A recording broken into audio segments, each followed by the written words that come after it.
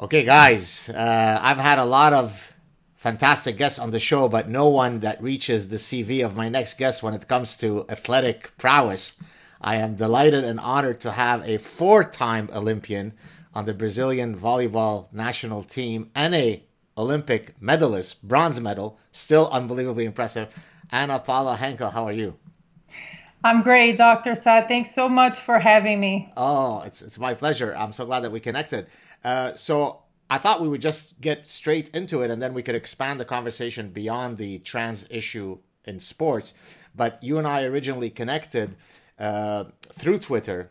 It's unbelievable how many incredible people I've met on Twitter. So if Jack Dorsey is watching this, thank you, Jack, for allowing me to meet so many incredible people that I would have never had a chance to meet. I feel the same.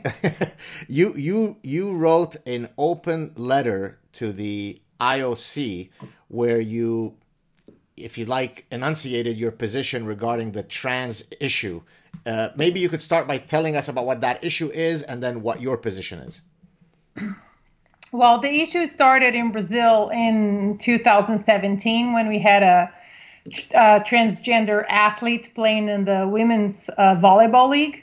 And that was when I saw that was a little bit disturbing for me because of so many reasons, but mainly because it's a women's sport. And even though we must respect everybody's social identity, in sports, there is no such a thing like social identity. Biological identity is probably the most solid pillar in sports. So when I saw that, and I thought it was really outrageous to women, because we just have to prove during our entire careers that we are women and that we are not building our bodies with testosterone in any level. I mean, here in LA, I had many anti-doping entities knocking on my door, said 5:45 a.m. to test me. This is off competitions to test me, to make sure I was never building my body with testosterone.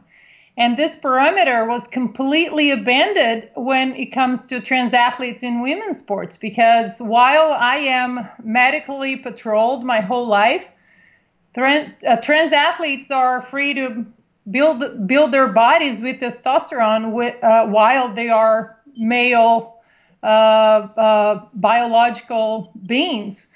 So that I found really outrageous. And even though I knew I was going to get a lot of heat from the mob, I decided to take a chance because I have a stepdaughter that loves sports. And I said to my husband, what if she's just about to get an athletic scholarship and a biological boy takes her place? So no, I must speak up. And I did get a lot of heat in the beginning, and I still get some heat. But I think when you show resilience and you show a lot of solid arguments, biological and scientific arguments, the mob tends to start give up a little bit on attacking the messenger, because this is still all they can do, just attack the messenger and not the arguments. What is, I mean, it is extraordinary that we even have to have this conversation. I think I had sent you my testimony in front of the Canadian Senate, where I had to argue that there is such a thing as male or female. In the 21st century, I have to make that argument to Canadian senators. But from your perspective, what is it that's causing the trans activists to deny such basic realities? I think they are living in this utopia lane that the world some sort got into. Here in U.S., we're now facing young people praising socialism and how socialism is great and that it's going to do wonders to America. And I am Brazilian, and Venezuela is my neighbor, and I talk to them here, and I go like, hello, which world are you living in? So I think the liberals, I think right now we see liberals and leftists. The liberals, I see them like defending, some sort of capitalism, how this will help nations to grow. But the leftists, they're going so far left. They are living in this utopia world right now. And honestly, I wrote a long article yesterday. I write for big magazine, weekly magazine in Brazil, and also a newspaper.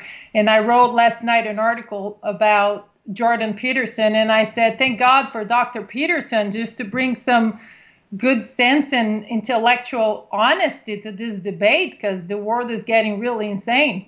Yeah, it seems to me, I mean, you use the term utopia. The one that I like to use is a term that I coined, unicornia, right? It's a unicorn, and unicornia is where unicorns kind of live together and dance and so on.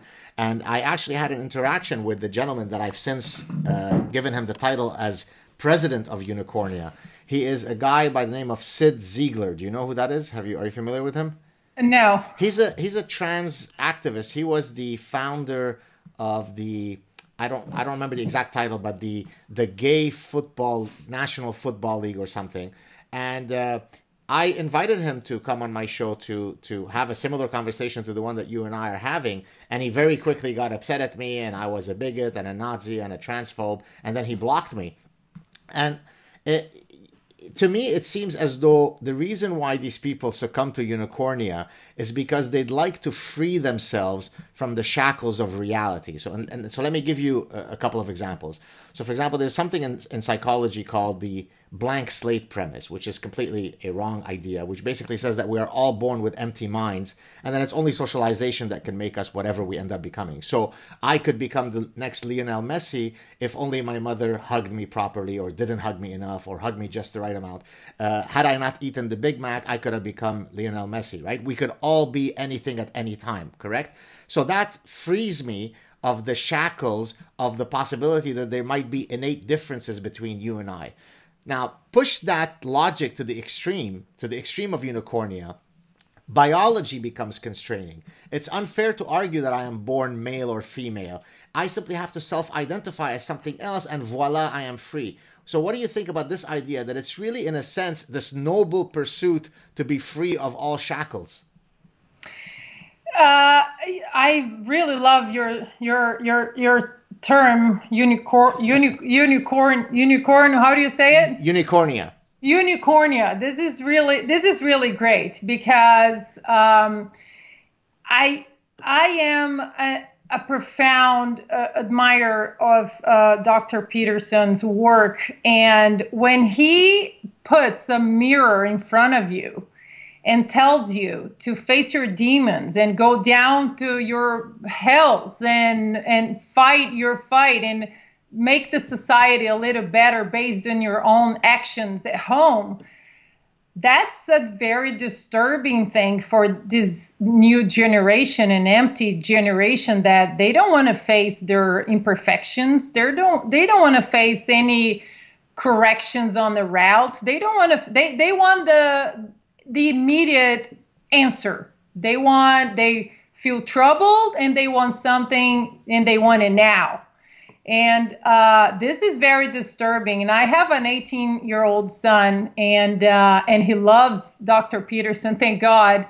And he had some troubles when he was 16. Like, that phase when you're not a child and you're not an adult and you're transitioning that kind of gray period.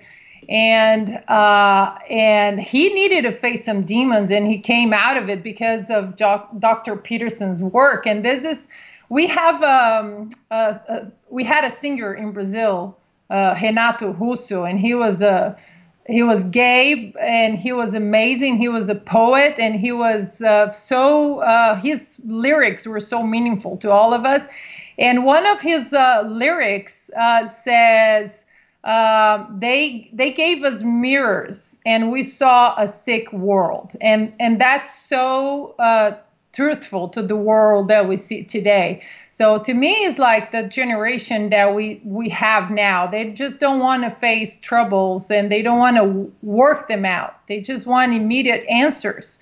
And that's very disturbing, because there is no immediate answers for anything in life. And immediate gratification without putting in the hard work, right? So the college cheating scandal with all the rich celebrities, right? I mean, I could either work hard, study hard for the SAT, really deserve, truly be on the volleyball team or the soccer team or the crew team, or I can get my rich parents to scam the whole thing. This is really a difference between consequentialist ethics and deontological ethics. Deontological ethics is there are absolute truths. You don't do this, you don't do that. Consequentialist is, well, you know, if it doesn't harm anybody, what's wrong with doing it? And so I think a lot of people, as you said, are only looking at the short route, if you'd like, and therefore cheating or lying or denying reality, denying biological truths becomes something that can get me to my end goal without having to pay a price. That's exactly right. And for us, high performance athletes, this is very disturbing because in sports, there is no such a thing as a short route. You have to work your way out of your problems. You have to work your way to get up there. And once you're up there, you have to work even harder to maintain yourself up there. And there are trying to demonize this meritocracy that sports has as a very solid foundation and a solid pillar. And now, a parenthesis here, I'm a very proud mother to say that my son just got admitted at Stanford. And some people, they come to us and they say like, oh, you're so lucky. And it's like, no. We've been working to get him into Stanford, which was his first pick, for 2.5 years. Like, that means like sleeping at 3 a.m. almost every day to get his homework done and taking more AP classes and more advanced classes and online classes. So it's a little bit cliche to say hard work always pays off, but it's so truthful, and it's just like you have to live on that. We live on that basis here in my house. But the new generation, they don't want that. They want the immediate route to success. What do you think about, I mean, as someone, by the way, before I ask the next question, what does he want to study? Does he know? He wants to go into the economics route, and he was thinking about going to law. And then he's really into politics and cultures. He loves Thomas Sowell and Dr. Peterson and Edmund Burke, and he reads a lot of really thoughtful and meaningful things. And then I asked him, but if you want to go into politics, shouldn't you take the law route? And he said, Mom, politics is just full of lawyers, and that's not getting us anywhere. We need numbers in politics. I'm taking economics. In Canada, we even have prime ministers whose only accomplishment was to be substitute drama teachers. So there are many ways by which you can become the head of a nation, not only through being a lawyer. So as someone who's been such a, by definition, like at the highest end possible of being an athlete, what are your views, since we're talking about kids and so on, of the sort of participation trophy mentality where, there shouldn't be winners, there shouldn't be losers, we're all winners, we all get medals. I guess I know what your position is, but maybe you can tell us a bit about it. Well, I'm going to tell you a story that happened here in my house. My stepdaughter, she plays soccer. She plays basketball, volleyball, and soccer. And she was in a soccer league under 12 or something like this. And there were 16 teams. And my husband, he was a professional athlete. He played for U.S. in the 96 Olympics. What sport? Beach volleyball. Okay. And he played professionally for many years for U.S. So you can tell that we have a pretty competitive household here. And a tall family, I'm guessing. And a very tall family.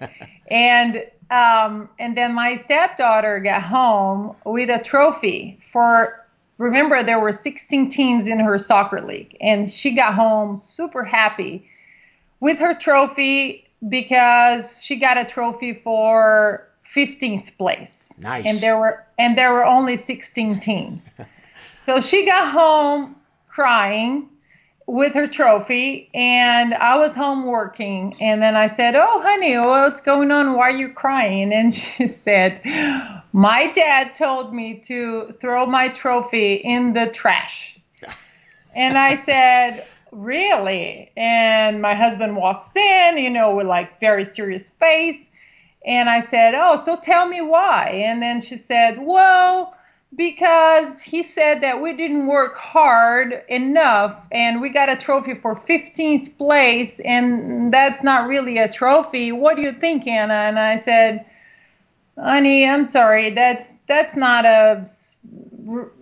a trophy. It's a participation trophy. You can keep your trophy if you want and if your dad agrees to, but you have to understand that this trophy means absolutely nothing. Nothing. You were the runner-up of the last positions." And so we, after talking to her for almost 30 minutes and showing all the ups and downs of sports, she said, "I don't want this trophy. I don't think we really worked hard to get anywhere." So, and that's the problem here in US. We are, especially here in California, oh my gosh, we have this, we call the bubble wrap generation, which is like, oh, don't hurt their feelings, or don't hurt their self-esteem, or don't tell them they didn't succeed. But you have to tell them you didn't work hard enough. You don't deserve to be in the top 3 because you didn't work hard enough to be there. So we try to break the cycle here in California in our household, because we don't want to have kids belonging to this bubble wrap generation. By the way, in academia, you see the exact same soft mindset. So many schools now look upon grading with some derision, because grading is creating a hierarchy. So I believe, and I could be mistaken, I think Stanford Graduate School of Business, where I actually was invited to lecture there a couple of years ago, if I'm not mistaken, I'm sure somebody will check this and will correct me in the comments section if I'm wrong. I think at one point they tried to and maybe succeeded in implementing simply a pass-fail policy for their MBA students, which again strikes me as ridiculous, because there are gradations of passing and failing. But I'll even push it further in terms of the soft mindset. When I did my MBA, I graduated in 1990. The number of credits that you had to complete to get your MBA is now roughly double what some of the current schools require. Now, how could that be logical? How could it be that one generation ago you needed to go 2 full years, full time of studies, pack 5, 6, 7 graduate courses a semester for 4 semesters to get your MBA, and now for roughly 1/3 to 1/2 the number of credits, you can get the exact same degree? The usual argument is, well, we're adapting to the fast-paced market needs. No, there are certain standards that you have to adhere to. The standards for getting an MBA are X. You can't divide them by X divided by 2 in order to satisfy your customers. But I see it everywhere. It's a cancer. It is a cancer, and that's why I praise so much Thomas Sowell here in my house, and we love him so much, because the way he fought the affirmative action here in California in the 80s, because what kind of professionals we are throwing back into society when they're not ready to, enter a place like Stanford or UCLA or Harvard even, and then you kind of like push them those 4 years or the MBA years. You just kind of like, oh, just keep going the way it is, and you really don't keep them up in the high standards that these institutions used to have. What kind of professionals we are putting back in the society, especially in the Black community, as Thomas Sowell defends. It's very disturbing that everyone now, it seems like, get a pass, and moving forward from great institutions like Stanford, Harvard, UCLA, Yale. Now we're going into Olympic sports, that meritocracy is the base of everything, and biological identity is the base of everything. So it's basically, we're saying like, oh, let's give them a pass. I know we've been medically patrolling you for 2 decades, but we have to give the trans athletes a pass because we feel like it. It's absolutely insane to women and the future generations of girls that are trying and have been trying so hard to get into great universities or national teams. I see, for instance, in Brazil, before I got to the main national team that, goes to competitions like the Olympics, I had to go through the under 16 national team and then under 18, under 21, under 23. And I was medically patrolled all these years. And now we're just going to forget this parameter because we'll feel like being politically correct. Well, I think the bottom line is that the trans victimology card is greater than the woman card, right? So, and it's really the same tension as I think the term is TERF. I was talking actually to a colleague about it earlier today at a cafe. Trans exclusionary radical feminist versus the intersectional feminist. Are you familiar with these terms? I am familiar with these terms. Yeah. Go ahead. Well, the thing about these terms is that the debate is inclusion versus protection. So because of 0.003% of trans athletes, we're going to change 100% of the women's policies in sports. It's insane to me. This debate between inclusion and protection in women's sports is absolutely insane to me because life has limits. Life has limitations. I'm a 6 foot tall woman, and back in the day when I was in the national team, I was pretty tall. But right now, I am not tall enough to play in the national team. So if I wanted to play volleyball right now in the national team, I wouldn't be able to because I'm not tall enough. So that means life is showing me some limitations. You know what, Anna? Move on. Get over it. Go do something else. I am very sorry for you. The problem with the trans community is that they want everybody to respect their decisions of changing their identity, and we're fine with that, but impose the society rights about their decisions.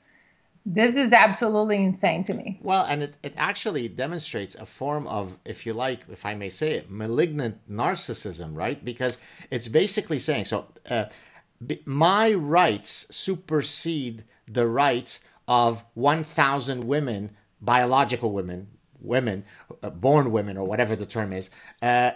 Who cares about them, right? So I'll give you an example. I interacted with someone called Rachel McKinnon. Do you know who that is? Yes, I do know, and she blocked me on Twitter. So did she. We are united in our blocking. So Rachel McKinnon, for those of you who are watching and don't know, I did I think 2 SAAD Truth clips on her. Is a born male who self-identify as female, and she decided to run in the cycling competition and became a world champion of whatever, some category, and very gleefully and proudly wrote that, hey, first time ever a trans woman wins, blah, blah, blah. So I wrote to this individual and I said, hey, why don't you come on my show so that you could explain to me? I'm an evolutionary behavioral scientist, and I was under the impression that there are hormonal, physiological, biological, behavioral, morphological differences between men and women, but apparently you don't think so. Why don't you come on my show and explain it to me? Boom, I'm blocked, right? So this demonstrates to you that it truly is a malignant narcissism. I will shut down reality. I will trample the rights of endless other women because you must celebrate my unique personhood. That's exactly right. And the thing is that people need to understand that you can never bow to the mob. Once you do it, it's over. So if I could leave one piece of advice here for those who are fighting this insane I wrote an article last week about this insanity, and the title of my article was "The Politically Insane," because it's no longer politically correctness. It's insane. It's insanity because, and like you perfectly portrayed it, it's this it's the utmost narcissistic behavior, because in order to make them feel good about themselves, and I don't care making them feel good about themselves socially, you just be whatever you want. If you want to be a unicorn, I really don't care. Go be a unicorn. But in sports, it's insane. And she blocked me because we were on a thread with 2 more Olympic athletes from Great Britain, and endocrinologist doctor. We were all like in a very high level debate about biology, about science, about sports, and she absolutely blocked all of us on a thread. So it's because when you start to present the evidences that really like put a mirror on their faces, like you have to fight these arguments. Don't fight me, fight these arguments. So she blocked me when because I don't know if you know, but she said that even she refuses to take hormones to lower her testosterone level because it goes against her human rights. So this is absolutely insane to me. So right now we are fighting. I'm fighting in Brazil and here in US, and also with some British athletes, the IOC guidelines, because Dr. Saad, believe it or not, the IOC guidelines says that in order to be able to compete in women's sports, you need 2 things. Lower your testosterone level for 1 year, only 12 months, and surgery is not required. Nice. So all the benefits that would have accrued to you in being a biological male for 25 years don't magically disappear as long as you're able to have below that threshold of testosterone, correct? That's exactly right. Who believes this? I mean, no. Is there any scientist who actually supports those positions, or is it only trans activists? It's only trans activists, but even within the trans community, it's such a small percentage that believes in that crap. I'm sorry, but this is BS. Even I have friends, homosexual friends, and that know trans people, and they are like, no, this is insane, and they cannot talk on our behalf, because when you start comparing, I'm putting a closed letter together to the IOC, because I wrote an open letter to the IOC myself, but some of the female athletes in Brazil and US, they're afraid of the mob, and I understand that. They're still in competitions, they're still out there, trying to make their living and with sponsors. So I understand that they don't want to be in the public eye in this debate. So I'm putting a letter together that it will be sent to the IOC and the FIVB, which is the International Federation of Volleyball. So a lot of athletes can sign, and I'm putting in a lot of scientific data. And I found out this last week, which was, it wasn't shocking to me, but I was shocked with the statistics.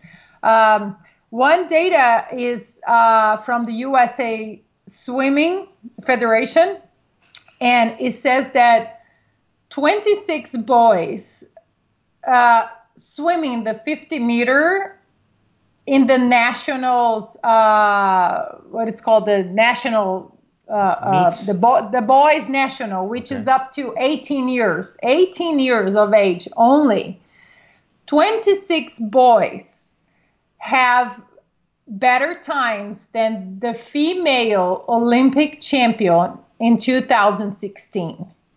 So Well, I've seen similar. How are we going to fight that? I've seen similar things in many different sports. One of the most beautiful ones I've seen, I can't remember who it was. I think it was something like the U.S. national team in soccer. I could be getting the details wrong, but some top national team in soccer played against an under 16 average club team of boys, and they got clobbered. But in this case, I think so not the trans activists here, what people would say, these are called social constructivists. These are the ones who argue that everything is due to a social construction. Their argument as to why boys swim faster, run faster, bench press more is because they've been socialized from a very young age to play rough, whereas girls are socialized to be gentle and nurturing. And that's what explains the downstream effects and the sex differences in athletic abilities. So again, this type of departure from reality, while you've recently experienced it with the trans activism, it's something that in the social sciences has been going on for 30, 40 years. And this is what I constantly try to fight, because there's a constant, ever-evolving attack on the edifices of reason. Yeah, absolutely. And in fact, the Brazilian national soccer team, the one that goes to the Olympics, to the World Cup, they train with the Brazilian national team, the boys of 16 years old, and they lose. And sometimes they even have to say, hey, take it easy on the girls. And there is a very impressive data about like inequality between male and female athletes that it's just overwhelming. And probably that's I'm sure, not probably, but I'm sure that's the reason they always have to, try to assassinate the reputations and kill the messenger, because the overwhelming and impressive data about this. It's amazing. There's a very vast and extensive data from the U.S. Track and Field Federation that shows boys from 8 years of age to 18, boys compare to girls from 8 to 18. And even before puberty, they already so far ahead of girls. It's insane. So right now we are trying to, and this is the thing. This is the thing that I always make it very clear in my articles and in my interviews in Brazil. I have nothing against transsexuals. Again, just go try, live your life the way you want. If you want to be a unicorn, good for you. If you feel good this way.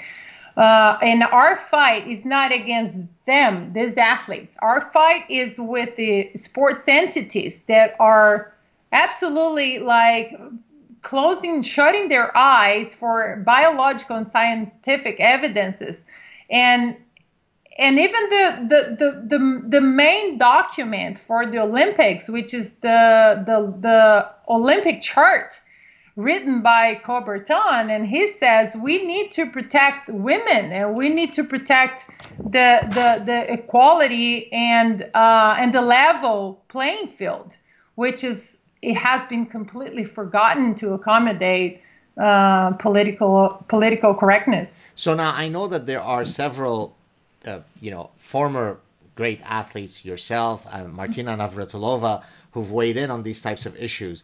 But are there any high-powered administrators within these Olympic bodies who are publicly saying similar things to you, or are they all in hiding? They are a lot.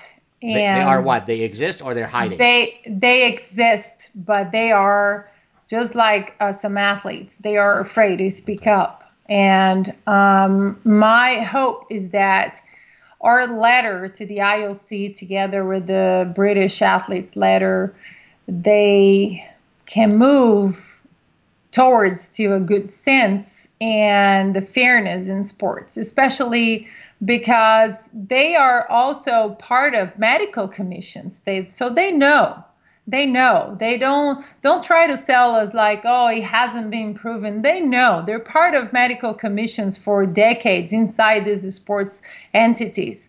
And they cannot shut us down. We're going to force them to face reality and face what they're gonna do with women's sports. It's gonna be the end of women's sports. And the problem is, if we don't fix up there in the IOC and in the Olympic field, it's gonna be like a cascade. It's gonna be a domino effect. It's gonna affect schools and colleges, and it's already affecting. We've already witnessed colleges here in California offering athletic scholarships to biological boys, and young girls are gonna stay out of it. Young girls that worked so hard to get that scholarship, they're gonna be pushed out of sports, and that is so infuriating to me. Even though, I watch Dr. Peterson and I try to be inspired by him when he maintains his elegance and he doesn't raise his voice. And I try to do that in every debate that I'm part of it. But here at home, it's infuriating what they're doing to women and young girls. What do you see as a fair solution? Would it be to have a third category of trans athletes competing amongst themselves? Would that be, because we certainly don't want to remove the capability of trans people who exist, who have a right to live a life full of dignity. We can't have them do what's happening right now because for the reasons that we've said. So would it simply be a third category that would allow them to participate amongst themselves? Is that the ultimate solution, that is the most just one? I think in one hand, when I think about this, I think we'll cross that bridge when we cross that bridge. On the other hand, it's we need to, first of all, protect women, and then we can reassess what to do with trans athletes. Again, I really think that life has limitations, and you just cannot fulfill everything you want in life. It worries me that we are raising this generation and watching this generation to they are completely everybody wants to fulfill their dreams no matter what, and the possibilities of hurting women are they're endless in order to fulfill this bubble wrap generation. So I don't maybe a third league, a transgender league is the way. But there wouldn't be enough competitors because there are so few transgendered people. That's the thing, because a lot of people, Dr. Saad, they ask me how often do we see the other way around, which is female-born person make the transition into male and becoming an athlete. There are some cases, not as many as the other way around. And they don't win. And that's the thing. They don't win. And according to the Olympic chart, they are competing under doping because they are filling their body with a lot of testosterone. And that's cheating. That's doping according to the Olympic chart and the Olympic spirit. Right. This issue of trans activism is part of a greater collective malaise, the political correctness, the management of hurt feelings. As someone who is both living in the United States but also comes from Brazil, how would you contrast the spread of these parasites of the human mind, all of these political correctness nonsense, in Brazil versus in the United States or in Canada? Is Brazil further ahead down the abyss of infinite lunacy, or are you still maintaining some semblance of common sense? We're fighting. We just had a presidential election last year, and for the first time in almost 15 years, we elected a right-wing candidate, and we had almost 15 years of far-left government, which was very damaging to Brazil and to our schools, because they rewritten a lot of historical moments and in the school. So they were smart to go in the very the very first seeds of critical thinking and implement all those malicious and evil thoughts. And we have a generation of youngsters now that they think that capitalism is bad and that we should include everybody in our society no matter what. And the most dangerous cancer is whiteness. Being white is a bad thing. Yeah. And the toxic masculinity. Right. I come from a family that it's me, my sister, my mom, and it was just my dad. My dad was the only male figure in my family, and the only male figure in my family. He was the one to push the women out, like go get your dreams and go fight hard. So to me, this toxic masculinity. My dad was sort of like, he's my idol. He passed away in 2012. And he was my best friend and my anchor and my wind to, just get me out there, but also the one who would tell me, like, give me tough love. So don't sell me this nonsense about toxic masculinity. I know there's some issues that we need to fight, but they're not in every man. There were some politicians in Brazil. They a couple of years ago, they said that inside of every man there was a potential rapist. Right. It's absolutely like insane to me, and people bought that, and people believed that. Oh my gosh, that is so true. We need to fight toxic masculinity, and we need to fight toxic everything, and we need to be in this safe space forever. So we are now fighting this, but we are just like here in U.S. We are having a lot of heat from the press towards our president. Our president is not perfect. Sometimes he says some things that are, they don't really like make a lot of sense. But bottom line is he's willing to fight the system, the establishment, and the political correctness, and that's causing a lot of drama in Brazil, especially in the majority of the left side media. That actually it's not even media anymore. I guess it's just like a left-wing propaganda at this point. So is that why when I first announced that you and I would be chatting, I received a few tweets very upset at me because I was speaking to the Brazilian Nazi? Is that the general idea here? Because somehow you're not very critical of this latest president. That must make you Himmler and Goebbels and Hitler. Is that why they were saying that? Because I really don't know. Yeah, our president now is the new Hitler and the new homophobic, transphobic, and everything else. And it's getting really boring. And every time I bring this issue, there's a couple journalists in Brazil. The transgender issue in women's sports. Every time I do that, there's some Brazilian journalists that they call me transphobic, and it's just so pathetic because watching Martina Navratilova, a super duper tennis champion, homosexual since when it was not a big thing to be cool. Yeah, exactly. Since it was not cool to be transsexual, had a transsexual coach, Renee Richards. Yeah. And she is one of the greatest LGBT activists ever. Watching this mob calling her transphobic, it's amazing.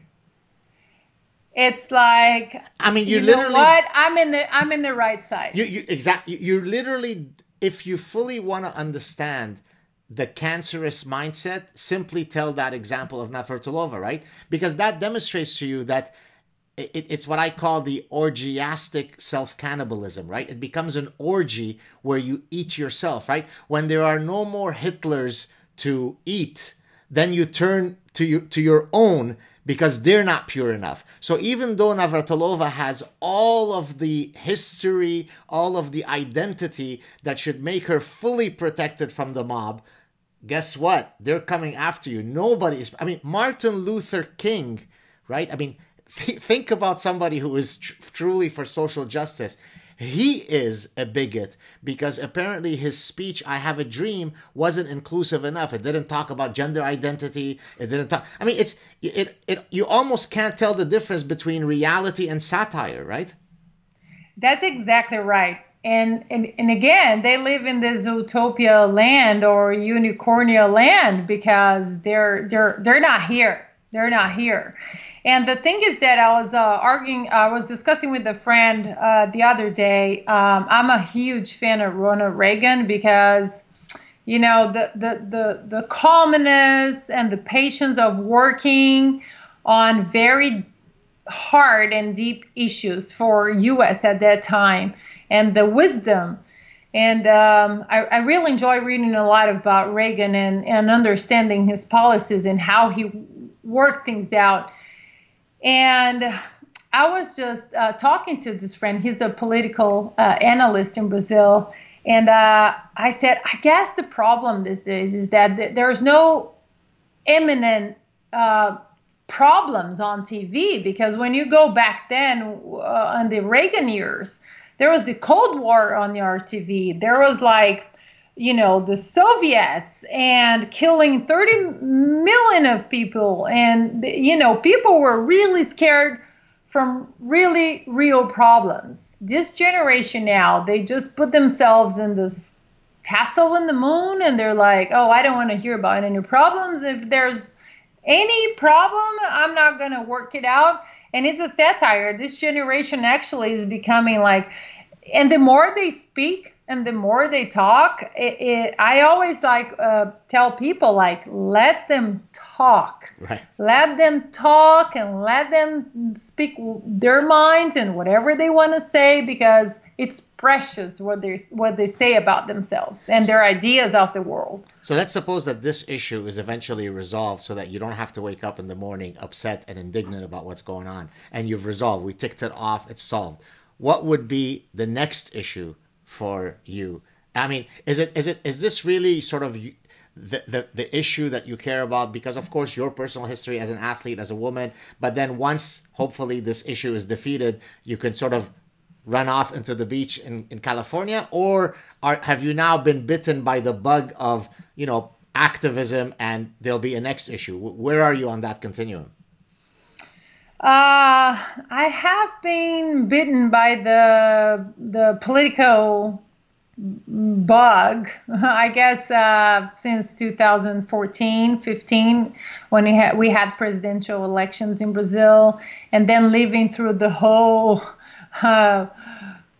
funny U.S. presidential campaign and elections and the whole craziness about it. This is my main issue right now, fighting for women in sports, for young girls that are going to suffer if we don't do anything about it right now. And I'm going to fight hard. I probably will go to Switzerland in the next 2 weeks and read my letter to the IOC and some members of the FIVB, the International Volleyball Federation, because I want them to look in my eyes and say that there's absolutely no difference between males and females in sports. I want the doctors from those commissions to look at me and say there is no difference. I want them to do that. And then I think this is a continuous battle because the next Olympics are right on the corner, which is next year in Tokyo. And then we have another one in LA, which is in 2024. So I really want to fight these issues because, like I said, it's a cascade. Everything starts in the IOC and it will go down to college levels and school levels. Then I feel like Dr. Peterson's ideas, and Dr. Peterson himself recruited me to just keep speaking the truth and showing the truth no matter what. I really don't care if they call me transphobic, homophobic, whatever. That really does not affect me. I have two wonderful kids and I want to leave a legacy about fighting the truth and showing the truth no matter what, with elegance, with good arguments, with solid arguments, respecting your opponent. But if they want to try to kill the messenger, be my guest, hold my beer, because I'm going to come back with solid arguments. Beautiful way to end our chat for today. Before I let you go, I'm going to impress you. I know it's very hard to impress an Olympic athlete, although I think I did send you a little clip of my soccer skills. Did you see it? I did see that. That caused a bit of very impressed. That caused a bit of instability in you, I can tell. Let me share with you. I wrote the names down because I couldn't remember them. 1985 was the first time that I went to Southern California. I have family in Southern California, so I'm always there. And I was a professor at University of California, Irvine, for a few years. So Southern California is like a second home to me. But the first time that I ever went to Southern California was in 1985, where my brother had moved to Southern California the year prior. And he lived first in Manhattan Beach. And so I spent that summer, or maybe 5-6 weeks, I can't remember exactly how long, in Manhattan Beach, where I was exposed to the Manhattan Beach Open. And so I was maybe... Hold on, I'm going to tell you the names, and I bet you're going to know all of them, and that's going to impress the hell out of you. I remember sitting around watching the Manhattan Beach Open before I think it became very big. It was very much old school. You know, this is over 30 years ago. And the names that I actually did the Google search before we chatted so that I could remember their names. Mike Dodd, Tim Hovland, St. John Smith, Randy Stoklos, and John Stevenson, who was a shorter guy, but used to really dive a lot and dig all the balls. How did I do? Oh my gosh, you did absolutely fantastic. There's such a culture here. I live literally 5 minutes from Manhattan Beach. I live in Redondo Beach, which is literally 5 minutes. I hate you. With traffic. 5 minutes you. With traffic to Manhattan Beach. And one of the names that you mentioned, St. John Smith, was my husband's partner for 7 years. Yes. I remember him. He had this Clint Eastwood look to him. He was very calm, very kind of gracious and elegant. I'm going back now 30 some years ago, but I think that's the guy, right? That's St. John. And St. John is a great, great friend of ours, and he's always in our house, and he's a great human being. And get a load of this. He's a big legend in Brazil because he was the one, together with Stoklos that you mentioned. He was much bigger, tough guy. Much bigger, tough guy, and both very handsome. Yes. Oh, I hope my husband's not here. And my husband's very handsome as well. I'm sure he is. And St. John, together with Stoklos, they brought beach volleyball to Brazil when beach volleyball wasn't even like in the radar of becoming an Olympic sport. And they brought to Rio, and they put together in the arena like thousands and thousands and thousands of people watching beach volleyball. It was actually the beginning of trying to make beach volleyball at sports, Olympic sports. And St. John his nickname in Brazil is King of Rio. Wow. Because everybody knows St. John. And I've worked with St. John many times after I retired in Rio because St. John became a part of the FIVB, the International Federation of Volleyball. And we've been to Rio many times and together. And people know me in Rio. I'm kind of a public figure in Rio. And people know St. John a lot. Every time people would ask me for an autograph, they would look at me, at St. John, and they go like, oh my gosh, it's the King of Rio. So it's great to hear that from you because St. John is a great human being and he deserves to be in a pedestal of King of Rio. Well, here's a small fantasy that will certainly destroy my self-esteem. Next time that I'm in Southern California, maybe we'll play beach volleyball together so you could smash my ego into the floor and show me who's the real boss of Redondo Beach. How's that? That's a deal. That sounds perfect. And I'll tell you this, I can never ever play beach volleyball with my husband as my partner because we fight a lot. So he's going to be on your side. So I could just kind of suntan and he'll take care of the rest, right? Okay. And I'll call Sinjin to be my partner. Oh, no. You have to play with another woman so that I could say I beat an Olympic female champion. And I won't tell them that your husband was on my team. How's that? Sounds fair to me. So nice talking to you. Stay on the line. It should be up probably later today. Real pleasure talking to you. Thank you so much for coming on the show. Very, very nice talking to you. And thank you so much for opening this platform for me to defend women's sports. My pleasure. Cheers.